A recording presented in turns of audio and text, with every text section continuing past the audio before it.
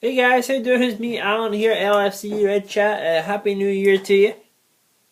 Pretty sure this is my first video of the new year. I've been I don't know, just a little bit lazy.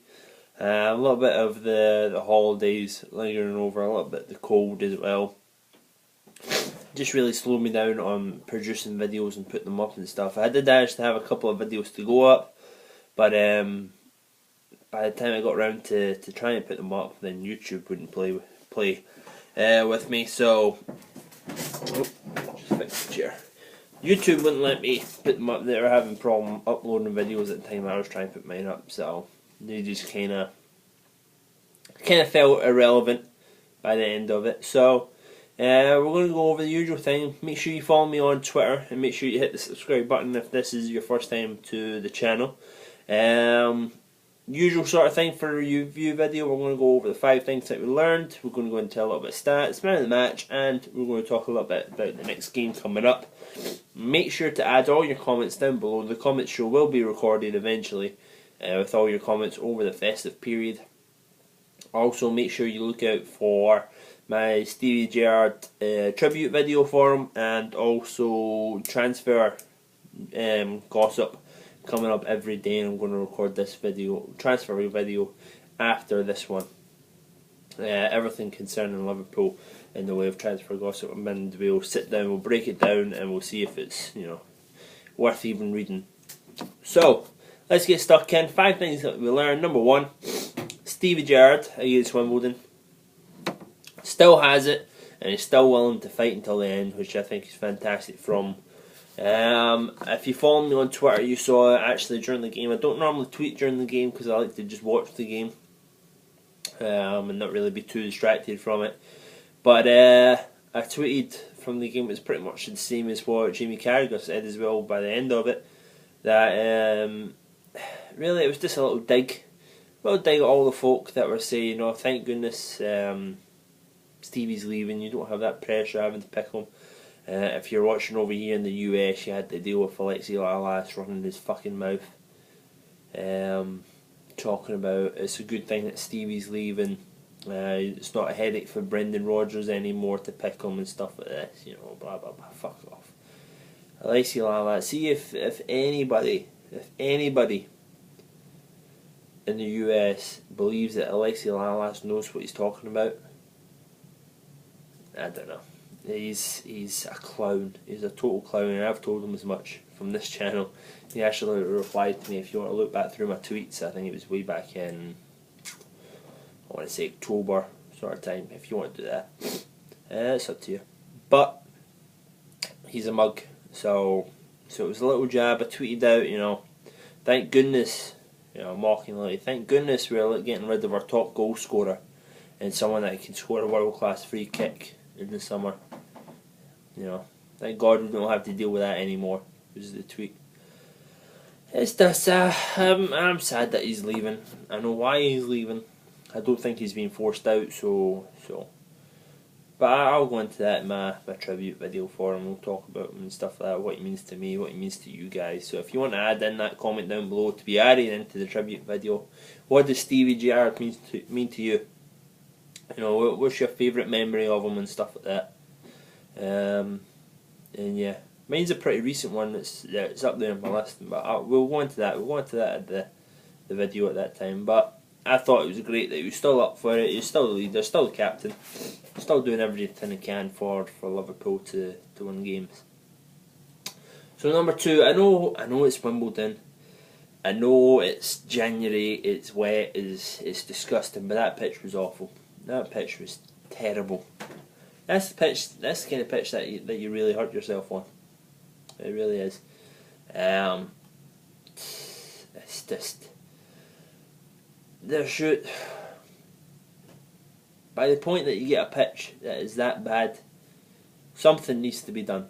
Either you need to look at Wimbledon if they weren't really keeping up on the groundsmen and stuff like that, and keeping that pitch up in top nick for this game coming up. If you find that they've done this on purpose to stop Liverpool playing across the ground and passing and stuff like that, because you saw very early on that Liverpool's passing was awful. It was way off of the standard that you normally get at Anfield and other Premier League pitches that are kept nicely. But yeah, that pitch was awful. It wasn't anything better than you would get at Sunday League football. Disgusting, really. And if they find out that Wimbledon did it on purpose, like sometimes teams used to do when Arsenal would come in, yeah, I think they should be fined for it, because that was disgusting. Someone really could have hurt themselves on both teams. They could have really hurt themselves on both teams.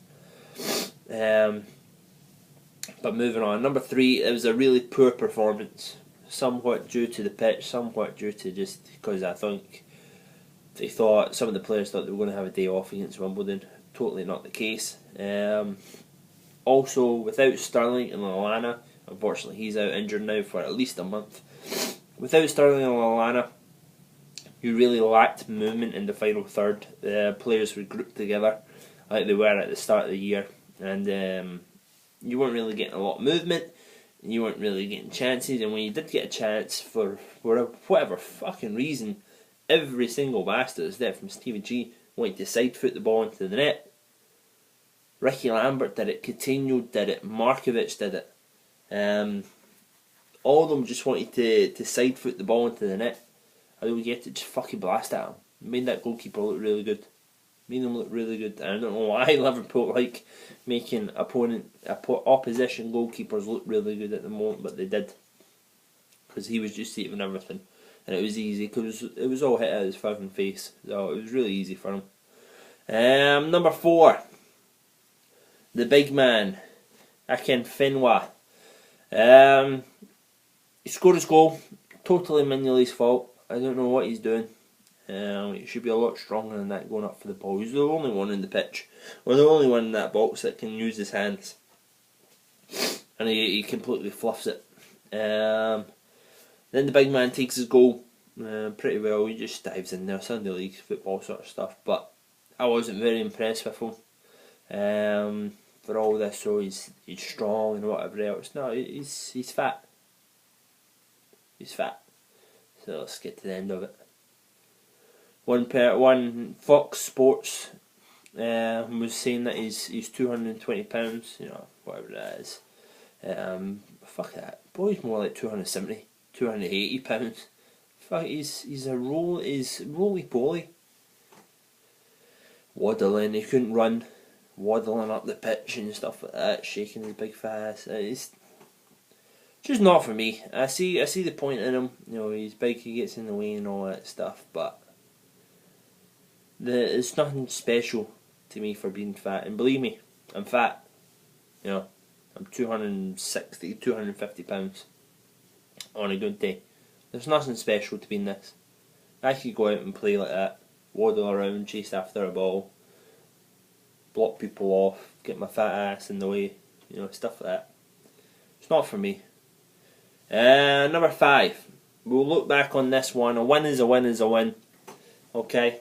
We'll look back on this one, and all this game will be after the poor performance, after only Stevie G really turning up, after not having a lot of movement up front, after the pitch being awful. All that we will remember on the back of a programme will be Liverpool 2, Wimbledon 1. That's all. And we'll move on to Bolton coming up. So, stats for us. Liverpool had 22 shots, Wimbledon had 13. On target, Liverpool had 9, Wimbledon had 4. Possession, Liverpool had 70% compared to Wimbledon's 30. So with those stats, and if you didn't watch the game, you would think it would be pretty comfortable for Liverpool. It was anything but.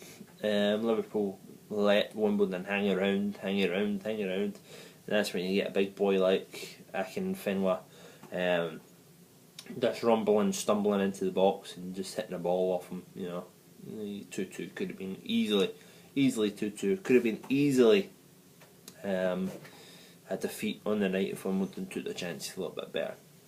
Could have been. But, like I said, number 5, a win is a win is a win. You move on, you keep on going. 2-1, that's all you'll see. Liverpool, or Wimbledon 1 to Liverpool.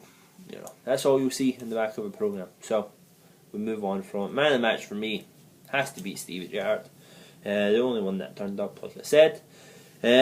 Next upcoming game is Sunderland on the 10th, I believe, if I've got my stuff right. I've had to move everything over the winter break. But yeah, I'm pretty sure it's Sunderland on the 10th. That'd be a good game. You'll see someone like Sterling back in. Probably Gerrard out. The team after that on his legs. Yeah, I don't know who you're going to play Solana with. Really in there, I'm pretty sure Suso. I'm pretty sure Suso is away to AC Milan. It's been reported like that for months and months and months that he had a pre-contract, that he didn't have a pre-contract, that he was going to go away, then he was going to stay, he was going to fight for his place, then he had his groin injury, and all the rest of it. Then he's came back and he's still not really making the bench, and yeah, it was perfect for Suso at the moment. But I'm pretty sure he's away to AC Milan, so I don't know if we'll see any of him. And yeah, I don't know who they're going to put in there, because they put Ricky in there in this formation. Or are you going to play Balotelli? Balotelli looked good when he came on. You can see that about him. He looked up for it. He wanted to, looked as if he wanted to prove something. He could have had a goal himself. He could have had maybe two if he took the chance, but he unselfishly passed it across to Stevie and then turned around to Coutinho, who then fucking side-footed the bastard into the goalkeeper. Yeah, I thought maybe Balotelli will get a start against Sunderland. Maybe we'll see him back into the fold a little bit. But apart from that, thank you very much, guys, for watching. Make sure you follow me on Twitter at LFC Red Chat. On Facebook, search LFC Red Chat. Comments down below on anything that I said. And make sure you subscribe either up here or it's down here. So thank you very much, guys. Have a good one. I hope you had a fantastic new year. I hope you stayed safe as always. And I'll see you soon. Bye bye.